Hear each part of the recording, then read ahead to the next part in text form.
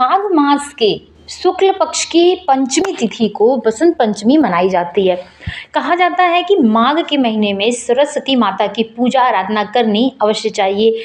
खास तौर पे उन लोगों को जो अभी पढ़ाई इत्यादि कर रहे हैं या फिर ऑफिस वगैरह में जाते आते हैं, उन लोगों को बसंत पंचमी के दिन सरस्वती माता की पूजा आराधना करनी चाहिए, क्योंकि एक बार भगवान श्री कृष्ण अपने गुरुजी से बांसुरी बजाना सीख रहे थे, लेकिन वो उसे बजा ही नहीं पा रहे थे।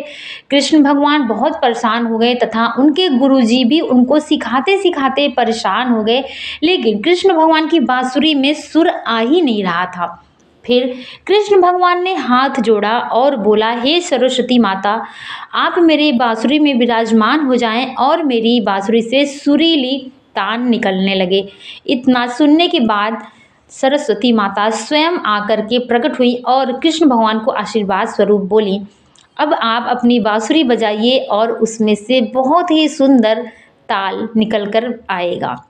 और जब श्री कृष्ण भगवान ने अपनी बांसुरी बजाई तो इतनी मधुर आवाज़ उसमें से निकली कि आज तक उनकी बांसुरी जैसा कोई भी बांसुरी नहीं बजा सकता है। ये बात हम आप सब लोग जानते हैं कि श्री कृष्ण की बांसुरी कितनी मधुर तथा मनमोहक होती है।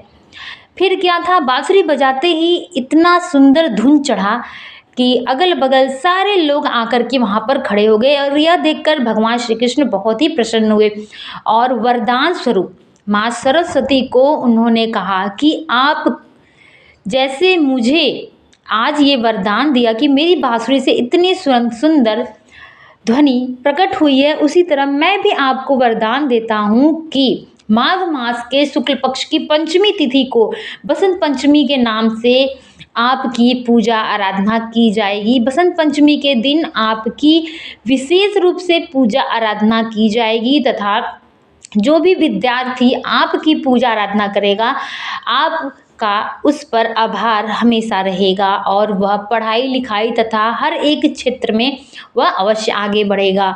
इसीलिए आप सभी से निवेदन है कि जिनके घर में बच्चे पढ़ाई लिखाई कर रहे हैं तथा ऑफिस वाले या फिर वैसे भी शिक्षकगण इस दिन विशेष रूप से पूजा आराधना अवश्य करें तथा अपने बच्चों को भी अवश्य कराएं। बसंत पंचमी के दिन विशेषकर पीले रंगों का चुनाव करें व शिक्षा पद्धति में आगे बढ़ें। पीले रंग में आप कपड़े पीले रंग के पहन सकते हैं, खाने पीने की चीज़ों को भी पीला ही बनाकर करें तथा देवी देवता का पूजा पाठ करने के लिए पीले पुष्प का उनको अर्पित करें, पीले पुष्प तथा उनको भोग में भी पीले ही कुछ बना करके उनको खिलाएं या फिर भोग में चढ़ाएं। यह अत्यंत शुभ माना जाता है तथा इस टाइम तो सरसों के पीले पीले फूल भी उगे हुए हैं, तो वो आप 11 फूल या फिर 21 फूल ले करके आप भगवान शिव शंकर को अर्पित करिए, जो अत्यंत शुभ माना गया है तथा बहुत ही अच्छा होता है। ये सारी चीज़ें मैं आपको डिटेल में आगे की वीडियो में बताती रहूँगी। आज के लिए बस इतना ही। वीडियो पसंद आए तो प्लीज़ लाइक शेयर सब्सक्राइब अवश्य कर दीजिएगा।